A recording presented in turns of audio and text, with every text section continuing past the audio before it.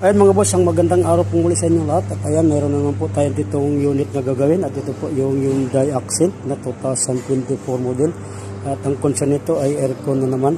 At ayan, dito po ay nakasalang na yung ating machine. At ayan yung high side na charging port.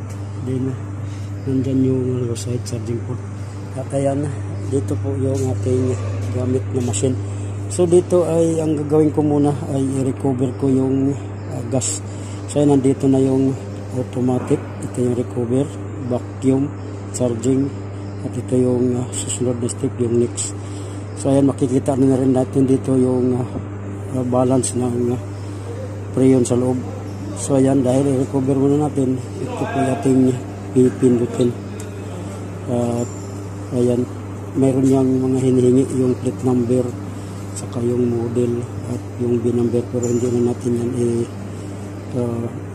lalagay dahil check lang naman natin kung ilan yung natitirang rayon sa loob ng system ng aircon nitong Hyundai Accent nito.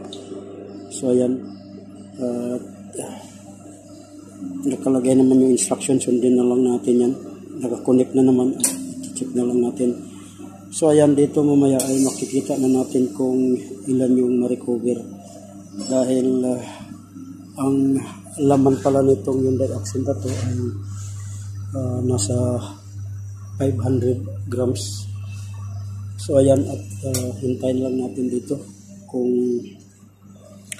ilan yung ma-recover. At ang problema kasi nito,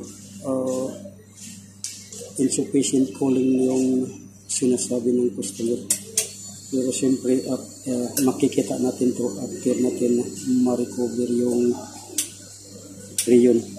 Kapag pa out of specification ay makikita natin dahilan siguro na insufficient, gawa ng kulang yung rayon. Ito yung kahalagahan kapag ka may machine, dahil makikita natin kung ilan ang natitirang laman dito sa loob ng system ng sasakyan.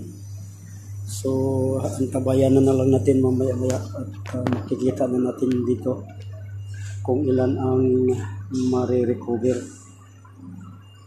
Medyo matagal din to at yan po muna yung ating update sa ating araw-araw na binabahaging mga video.